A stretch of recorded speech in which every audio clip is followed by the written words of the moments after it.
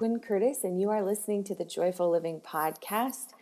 And man, it has been a wild ride since we last talked. And this is the first episode in what we are starting as a brand new season of Joyful Living.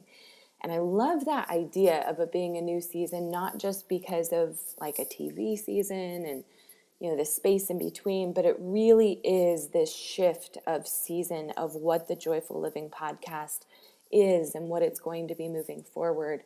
And I just feel like the space in between when you last had a new episode in between now has been just this rich growth journey. And so I'm excited to be moving forward in this more robust, rich, greater depth space with the conversation of what is joyful living and how do we live in more joy. And honestly, a major part of what has kind of been holding me back from bringing back this, or from starting this season until now, is truly there's just been so much happening that there has been, in a lot of ways, a loss of joy, truly. And so I've been on a major war path in many moments of trying to reconnect to joy and find it again. And I look back now and I feel like, as much as it felt like a loss of joy, I think it was just a loss of connection to joy.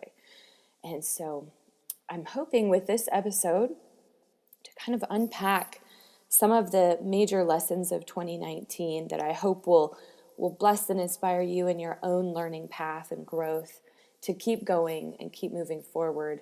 And, as I've looked at a lot of people's year for 2018 and just seen, it's not been an easy year for a lot of us. I think a lot of us, the heat was turned up, if not all of us, in a lot of ways. I don't know anybody that just coasted through 2018 and breezed on through. And so I think it was definitely a big year of growth and learning and how valuable that is. So I want to share a little bit of the behind the scenes of my own journey in the hopes that it might serve and bless yours, as well as just opening up the conversation, which if you don't know, we do have the Soul Business and Branding Facebook group where, a lot of the lessons that I'm going to be sharing with you today relate to business, but also just relate to life. And so if you want to have a deeper conversation about business and branding and moving your business forward and marketing in a soulful, integrous, joy-filled way, be sure to join the Soulful Business and Branding Facebook group. And I'll put the link in the show notes. And then as well, if you're just wanting to talk about joy, we do have the Joyful Living Facebook group, which truthfully doesn't get as much excitement and attention as the business group does, but is still really juicy, fabulous group. So please let this spark some conversation. Let's talk about joy. Let's talk about what really, really works. I was a major driving force of creating this podcast is I just had grown up in a space where I was taught all the time, do X, Y, and Z to be happy. And then when that didn't work for me continually, then I built a belief that something must be wrong with me, right? And so then that's when I looked into medicating away my feelings, really, and numbing myself out because something must be wrong. I'm doing all of the things that are supposed to make me happy, right? And this path has only continued as I've grown and seen, in the beginning of my entrepreneurial journey, it looked like, happiness equals having a successful business. When you're a millionaire, you will be happy. When you have a new car, when you have, you can go and get your nails done and your hair done regularly, you will be happy, right? And how many of us and how many actors, this is the oldest story of time, right? Of X, Y, and Z equals happy. And it doesn't necessarily. And so this is really the crux of what we discuss here. And so to really share what's working in the trenches of your own life, what's bringing you joy, what's really helping you to stay afloat and or to actually thrive and feel good in your daily life, right? It's not enough to just show up, go through the motions and feel like it's the zombie apocalypse already and we're just getting by. We can't do that anymore. We need to learn what it is to be alive. And there's definitely a discussion that we've had in the past with the podcast, but I just want to invite you into it on another deeper level with me. As I am still very much in exploration, it's very true that our mess is our messages. And so my message of joyful living is because living in joy and living a life that I love has been so much of a struggle in my life. And I found in the early years when I first started talking about it, I had been diagnosed in my early 20s with bipolar disorder, actually, and severe depression and anxiety. And since that time, there's a lot of lessons there that I've been going through and working out. But whenever I would talk about just some of these daily struggles and like actually loving your life, like enjoying it, being happy to wake up to it, and I would talk about my struggle with that, and people would dismiss it immediately and say, oh, that sounds like depression. Have you looked at medication? Right? And so I think that this insanity is all throughout our world. And that's why I kind of hid in the shadows a little bit this year and kind of was sticking to nursing my own wounds as far as I had major depression and anxiety come back in full swing this year. And it almost felt like the bipolar of my younger adulthood was back fully, and that I couldn't medicate it away this time, that I was required to walk through it, to understand it, to taste it, to experience it, to learn from it, to move through it. And it's been hard and good, and also super hard. And so I just, the thing that keeps me wanting to have this conversation, even as I speak this, I'm afraid that someone is going to quickly just dismiss it or turn off this episode because they think, oh, she has bipolar, I can't relate to that. Or had bipolar. Honestly, I don't relate to that anymore. I think we all have a little bit of bipolarness in us. And I think that our diets, our lack of sleep, our massive stress levels all contribute to what is formally diagnosed as mental illness. I think that we can all relate to mental illness far more than we can not. I don't know anybody who just doesn't struggle on any level with big emotion and with dealing with life on some level. And so I want to keep showing up for this conversation. And I am, even as I'm speaking it to help have you keep me accountable to that, because I think it matters. It matters for us to keep having the conversations of don't settle for what everybody is telling you is going to work and is going to make you happy and is going to make your life great and be what you were born to be. Keep diving deeper, keep exploring. And what happened for me when I was diagnosed with a mental illness in my early 20s, as I mentioned, was that it became like a death sentence. It became like a definition of who I was, and kind of put a box around what I thought I could be and what was possible for my life.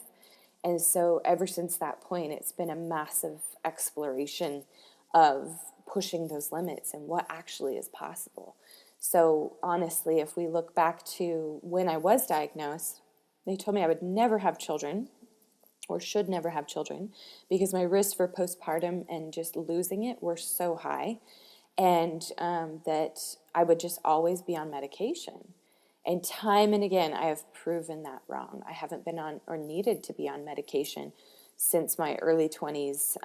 It's been 14 years now, 14 years without being on medication and managing feelings and managing life in other ways than just numbing it and or just breaking to it, which is what was happening before I started to gain more skills. But as I said, this year has also been hard. There's been a new level of it, and I've been diving in. So that being said, very long intro, I guess, per se.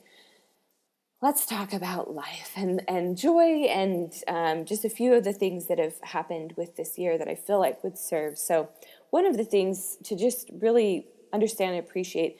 Last year, I had one of my biggest financial years in my business ever. My husband still throws the number around and is like, I still can't believe it. I cannot believe that you created this much income last year. It was mind-blowing. It was like double and a half what we had ever created before. Really massive. But I was so nose to the grindstone that I didn't really notice or feel it. And we were still living paycheck to paycheck, even with making that much more money. And so interestingly enough, we started this year in 2018 broke, totally broke. We had $0 to make it for our first 3 weeks of the year. We had nothing left, nothing to buy groceries with. We were like scraping the bottom of the barrel with the home and with the kids, and if they needed anything, we had nothing. We would maxed out all of our credit cards. We were just so tight and broke at the beginning of the year. And now at the end of the year, we are ending this year in a just dramatically different place. I would not have believed this was possible at the beginning of the year with how this year started.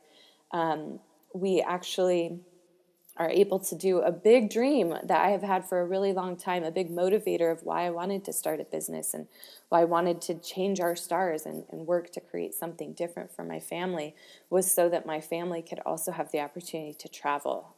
For those of you that know me or have heard me mention this in the past, I love traveling. I love seeing and tasting and experiencing all of the different flavors and cultures in the world. And it's just, as an artist, it just inspires me and it just lights me up.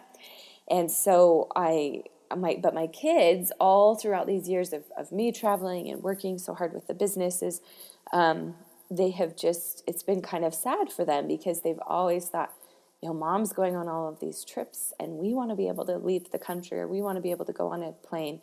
And granted, my heart broke every time because I wanted to be able to afford to bring them, and I was just like paying for those business trips so that I could bring more money in and just meet our expenses and hopefully change our stars at the end of the day. And finally, at the end of this year, it looks like we are. So it's so fun. For our Christmas gift this year, we are fulfilling some major dreams. My children have never been on an airplane. They've never left the country. They've never done anything super big like this. And so in lieu of presents and big Santa Claus or anything like that happening for Christmas this year, we are surprising them with a Mexican Riviera cruise. In January. I'm so excited. We bought plane tickets and got them for a crazy good deal. Always good. And we are going in January on this major dream come true cruise. My kids have been, really so tough. I've been working most of their childhood and trying to balance homeschooling for a while and then trying to just balance being a mom and being gone. I worked 60-hour weeks for 4 years of their childhoods. I weaned my daughter early because of working and trying to make things happen and trying to make things shift. And I feel like they have sacrificed so much for the dream, and they haven't been able to see as much of that light at the end of the tunnel as I have been, because all they see is what they come to every day, right? They see that mom's working a lot, mom's tired, and they, want to go on a trip or do something fun, and they just see us continually responding with, oh, that'd be so fun, but we don't have the resources right now, right? And so this is just, I hope, going to just blow their minds. It's definitely going to be a huge dream come true. I will probably cry multiple times through it, multiple times as we are in the plane, sitting there, and I've got my kids who have been dreaming of going on a plane forever sitting there, and it's just the best. So I wanted to share, what happened this year to create such a big dramatic difference. And obviously there was some momentum from last year. You can't create that level of business growth a previous year, and if you're just even maintaining, it will hopefully come back the next year. So there was definitely some of that, but there were some big lessons. So One of the big lessons that I learned this year is, well, just to give a little bit of background. So in about March, I went to a business retreat, and it was with one of my business coaches that I've been paying and working with forever, and she was amazing. And I was so excited. I just felt like she was the real deal. And I was just obsessed. I loved everything she taught, everything she did. And I met amazing other women entrepreneurs through her programs and through that experience. And it was such a great thing for so long. And so then in March, I noticed that one of the things that was lacking in all of her students and certainly in her own business was branding. The branding was falling short, and that is my specialty in business, is branding strategy. And so I talked to her after and got up the courage and said, I'd love to serve your network, because with strong brands, I think they'd find success so much easier, and they would certainly represent you and the work that you do in a stronger light. And so she said, oh, I love this idea. Let's talk about it more. And let's do it. Let's totally do it. And so I remember very clearly after I was with my dear friend in California, Casey Van Zant, who's been on the show, and she's amazing. And she's amazing business coach that helps corporations to be able to scale to like millions. She's just brilliant. Millions and billions. She's so good. So she and I were just out at the beach in Santa Monica after this event, and I had said, was feeling, oh my gosh, everything could change because of this. Like, am I ready to have hundreds of people come and want to have branding support? And she was so tender at leading me, holding my hand through all of the anxiety, and thoroughly had me convinced by the end of that day at the beach that, Quinn, at least you've got to go home and hire a full-time assistant at minimum. Because at that point I had been doing it all on my own with a virtual assistant, helping kind of part-time hours. And so this was the big first crux of, you've got to hire an employee. I was freaking out about it. She gave me lots of good advice, and I was able to come home and hired my amazing Kendra, who was my assistant for a while. And she was just a godsend, and it was a miracle. And so that was my first full-time employee. And then I knew after I hired her, goodness, if we're going to really do this right, I've got to start an agency. So I just kind of tossed some ideas, and I said, Kendra, I'd love if we had a graphic designer that we could just call in case we need graphic design, right? And so she said, oh, as a matter of fact, one of my really good friends is a graphic designer. Let's talk to her. And she turned out to be just perfect for the job. And then I saw, oh my gosh, we have some needs where we need somebody to be like a web developer. And so then I thought, if I could work with anyone, who would I work with? And my sister-in-law came to mind, who is a Jedi with it. And so we brought her in. So now our staff count is up to 3, right? And so then I just started to feel this urgency of ramping up the business, building out systems so that we could be ready for a big inflow of people to come in as a result of my business coach sending her people my way. So I built and wrote a whole video system that connected with all of the branding. I built out this 200-page workbook that's gorgeous, and my team designed it and put it all together. And then we built out all these automated processes within our branding. And then for a couple months there, we were just thinking, we're just testing it. We're just getting all this ready. So with these few customers that are coming in, we're just continuing to test and refine. And then we kept having a few more customers come in and more referrals happening, and kept moving forward. But it was still not the big influx that I had been preparing for and expecting. And so I was thinking, it's time to follow up. And I had been following up regularly throughout this time with that business coach, and had been keeping that conversation open with her about her referring everybody to me. And then in about July, end of July or August, then I received, and I'd been expecting everything to take off in the fall, I received her monthly packet that she was sending out with marketing strategies and things like that. And inside of that monthly packet was an advertisement for her brand new branding services that she was offering through her company. So she totally bypassed me, totally never told me. I found out by receiving it. And it just felt like the biggest betrayal ever. I was heartbroken over it. I felt like, oh my gosh, I've wasted this entire year building an agency, building out all of these branding pieces and automated systems and everything to go with it. And it just broke my heart. And so there was a major part of me that just was ready to quit and just thought, I'm not ready for this. This was too big of a risk. It just wasn't worth it.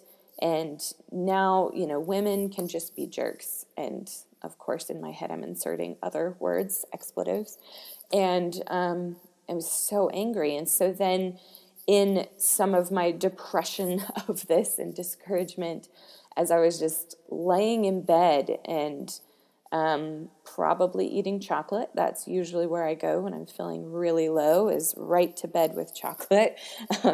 And so I was in this moment where I just was really diving in and kind of asking myself, why is this upsetting you so much? Like, you have clients, you have a great team, you have people you love working with, you have referrals coming in. And why did you need this person anyways to send their people to you? Is your business really that fragile that if she doesn't send her people, then you won't get your dreams coming true and your business won't grow like you wanted it to? So I kept asking myself these questions, and at the end of the day, I realized, oh my gosh, I've been looking outside of myself for so long for others to believe in what I was doing and to validate it enough that what about me? Like, do I believe in this enough? Do I validate it enough? Do I see the vision enough to see it through, to show up for it in the late night, in the 11th hour when all hope is lost? Like, do I believe in it enough? Because if I don't believe in it enough, how can I keep asking and gambling on other people believing in it enough?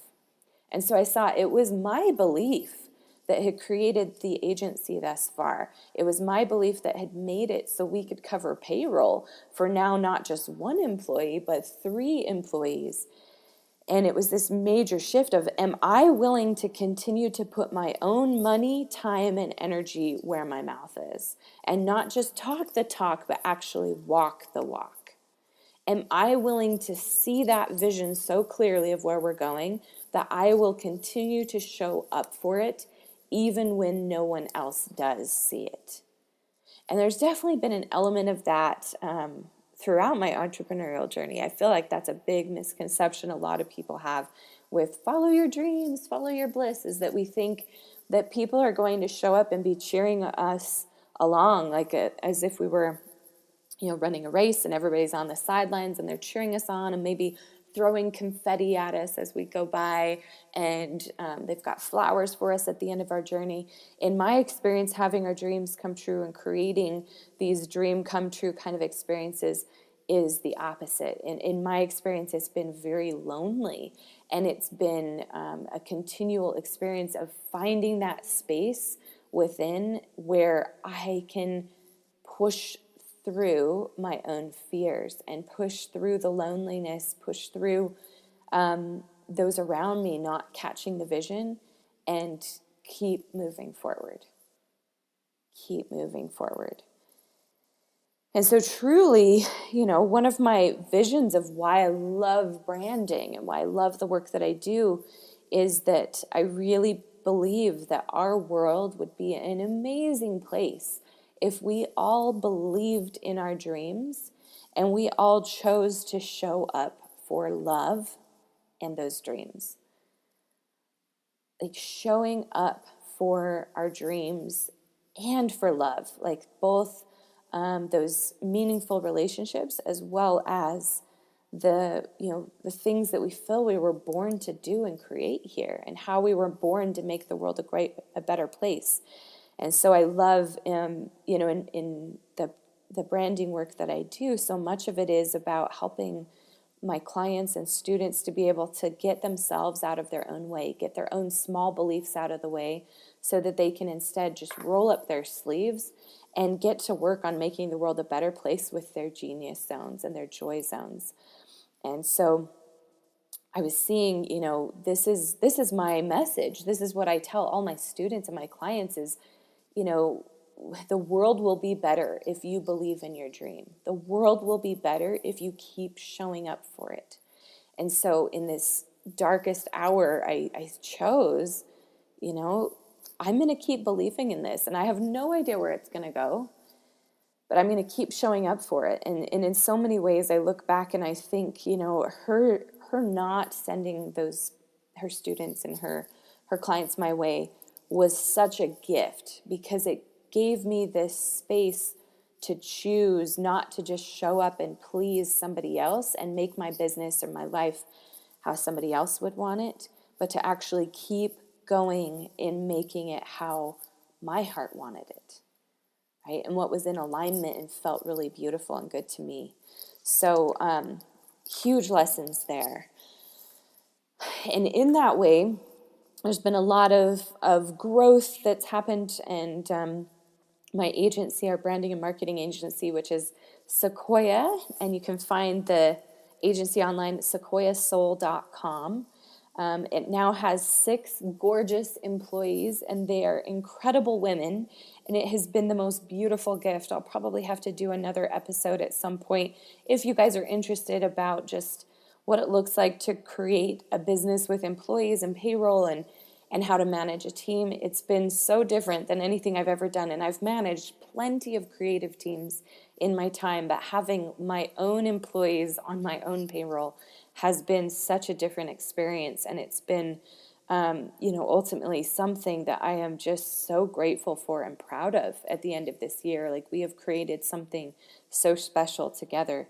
And to have that miracle of paying for 6 people's payroll every single month, as I've talked to other entrepreneurs who have, over 3 or even 2 people on their payroll, they feel the same way as well. It's a miracle. It's so fun to be able to pay for not just a little help here and there as you need it, but to actually have your dream fueling other people's livelihoods and their lives getting better, not just from having money, but having work that they love and that's meaningful, and an office culture that they really thrive in and enjoy and that lights them up. It's been super rewarding. So one of the pieces that's come out of this also is just that our answers to our prayers often come in such curious ways. And I know that you are likely familiar with this, but it's been something I've been reminded of continually as certain doors have opened, and I've thought, oh, heck no, that is not at all where we're going. That is not at all what I want. And luckily, my angels have been cheering on in the background and saying, this is what you've been praying for. And then even when I look under the hood and I'm like, I don't know, this doesn't look like what I've been praying for. And I've just kept going back to that angel team in my heart, and do I feel peace about it? Is this right? And yep, it's right. So one of those pieces is that I now have an office space. Crazy. And it is so healthy and so exciting. I've been always working out of my home, and I've had office space inside of our home forever. And I felt like that was the ultimate freedom. And now I'm finding a new level of freedom with having my workspace be totally separate from my home space. It's allowing me to really shut off my work brain. And so that's been a huge lesson as well. And so one of the lessons that's kind of kept helping me in like remembering to, just to see the answer for what it is and courageously keep moving forward towards it was this lesson of remembering why I am doing this and stay tuned in to the why and in integrity to the why. I found that I see this all over the entrepreneurial world, but I found in my own experience that it's very easy to get caught up in so many things with our businesses. So for example, one of the things that continually can get me kind of distracted is when I go on social media. Can I get an amen? And I see all these, beautiful entrepreneurs, and they have gorgeous Instagram feeds, and they have, 50,000 followers, and they have hundreds of likes and comments on every post. And basically, they look really popular, right? And there's so many times where I'm like, that's it, dang it, I'm just going to create that for myself because it bugs me enough. I'm just going to get it done, and I'm going to create and get that popularity happening. Because there's a part of me that feels if I was popular like that, like they are, I would be more safe and more successful. But honestly, I found that so often the people that are making a lot of money, we may never know it because their Instagram and their Facebook doesn't always show what's real. And so there's a lot of Instagram feeds out there that make people look so much more successful than they are. And as I've been to lots of business conferences and have, looked at the people who are speaking and on stage and then talked with the other people in the audience, and they're amazed at the income that I create, and they're amazed at the level of freedom and just what I've been able to make with business. It just affirms time and again that popularity model is so dead, but that I'm continually reminding myself of, why are you doing this, Quinn? You did not set out to be in business so that you could be popular. That was not your intention. You chose to create a business because you wanted to make the world a better place, and you wanted to make your world a better place, including that world for your kids.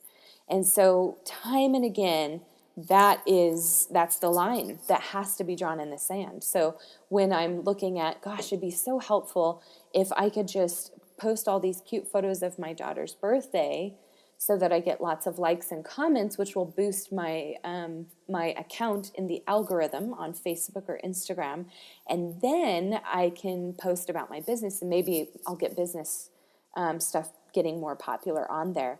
And time and again, I've had to say, is that why you're doing this, Quinn? Are you doing this just to be popular? And are you using your kids and your life and your situations, just prostituting it so that you can get more likes and comments? And like, why? What's the point of that? So it's been a really healthy exploration to keep reminding myself. And I would invite all of us, I just think that's a healthy question all throughout the entrepreneurial journey. Just why are we doing this? And continuing to stay anchored to the why. I'm doing this to create a better life for myself, my family, and the world. And so that's what I'm loyal to. I'm not loyal to the popularity contest. And I'm not loyal to the random side projects that don't serve that, right? So it's required me to say no and really have really strong, clear boundaries that sometimes feel a little bit less fun and playful than I would like, but that ultimately are protecting the why. They're protecting why we're doing this.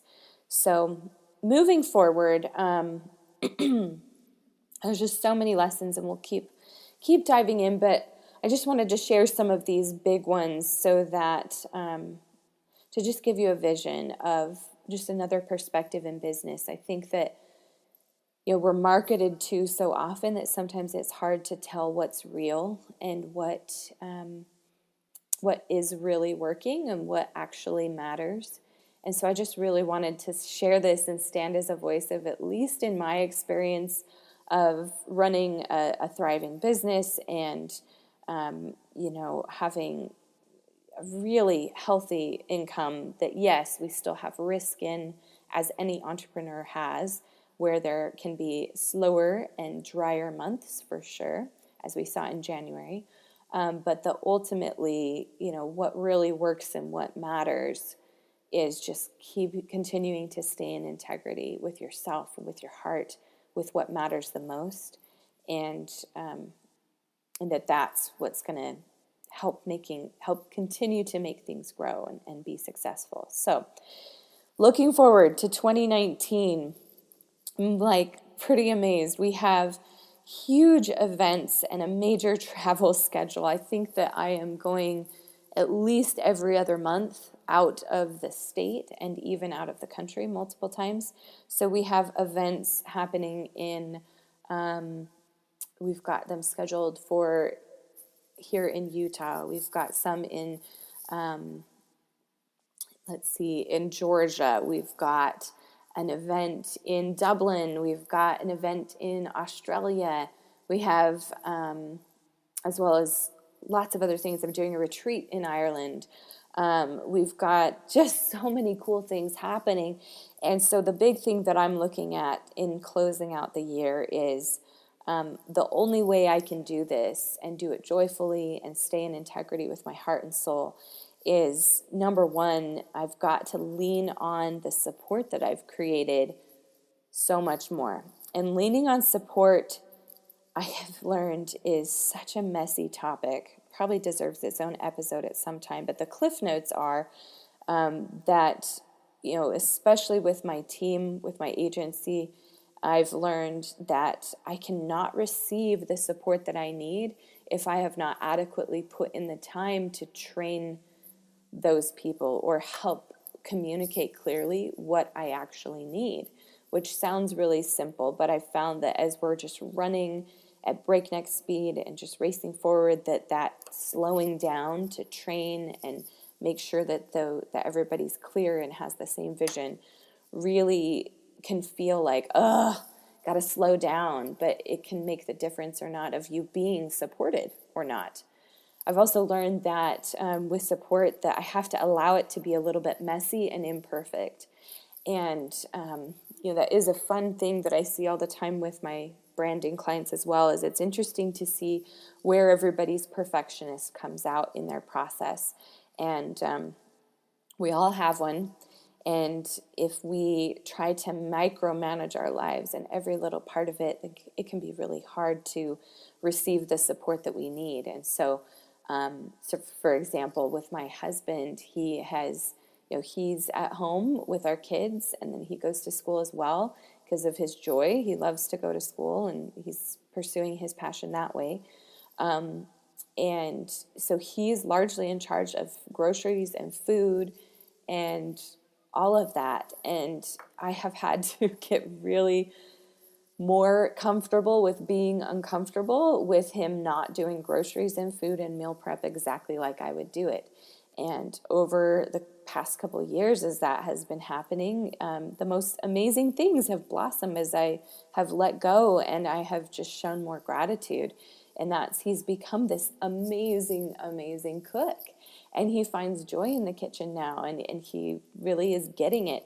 But he didn't fully take that on until I was in a space of really allowing him to let it be messy, and me just showing up and saying, I'm grateful. I'm so grateful that you're showing up in this way to provide food and support me in this way. So that's one of the major pieces of next year, is being able to lean on my support team. And whenever support is not happening in the ways that I am needing it, slowing down, training, getting more clear, getting more communication happening, so that moving forward, we're moving forward continually in greater support and strength. And as we've done this already this year, just even my agency, so much of it is running on its own. And I say running on its own, it's running with my team running it. I'm not having to manually run everything in my business, and it's freed up my time significantly and helped me stay in my genius zone in my business. And so it's been crucial. So I know moving forward, this will only continue to be a lesson. The next piece is that I'll need to continue to create greater boundaries, and create the boundaries first so that then the flow can happen. And so one of those ways that I'm looking at in the new year is that I've kept kind of kidding myself about how many hours I actually have to work each week. And then I'm finding myself at the end of 2018 still wishing that I would have put in more time and energy at the gym and in getting more sleep and more self-care happening. And so I am finding I need to tighten up those boundaries again and really set some limits on, this is the maximum hours I have to work each week. And every time I've tightened in on my hours, believe me, this is not the first time, but it's definitely getting tighter, then I find it makes me so much more efficient, and it makes me so much more careful about what I say yes to. And from that space, then I'm able to really lean in for 6 powerful hours a day, or 2 hours one day, or whatever the timing might be, and I get so much more done, and it just thrives. And so I'm excited to create that on another level with this next year, where I am just making self-care and gym and taking care of my exercise and getting movement and play happening more and getting more sleep just being essential and not being abnormal in my life anymore. And then the third area is that I'm really excited to lean into is I get to play more with it, with all of it, with life itself, including just stopping taking it all so seriously and stopping letting anxiety have such a loud voice, which is going to really require me to cut the comparison game even more and to stay in my own lane and stay focused on my own business, my own life, my own joy, and continuing to stay in integrity with that. So I'd love to hear your reflections on what were your 3 biggest takeaways from the year as well, and what are you moving forward to with next year with greater intention to do. We're going to have a couple more episodes relating to the new year and in supporting with that. But I'd love to get that discussion going and would love to hear from you. So thank you so much for listening and having this discussion with me. If not vocally by being a part of the Facebook groups or commenting on the blog post on our website, but if at least just having it in your heart with me. And sharing this time and just exploring what really is joy, what really brings happiness, what really matters most. These are important conversations for us to keep having, and I'm so grateful for you in showing up for that with me and joining me. So much love to you. I'm excited to walk into this new season of joyful living with you, and I'm cheering you on in living in greater joy every single day and living the life that you love. And we'll keep exploring and diving in, and we'll talk soon. Bye. And in the end, only love will last. You've been listening to Joyful Living. If you haven't already done so, be sure to email me at quinn@joyfullivingmovement.com so I can send you our yummy Joyful Living welcome package filled with lots of awesomeness, including access to our private Joyful Living network. I read every email from my listeners and would love to hear from you. Also, be sure to leave a review on iTunes, and most importantly, have a joy-filled day.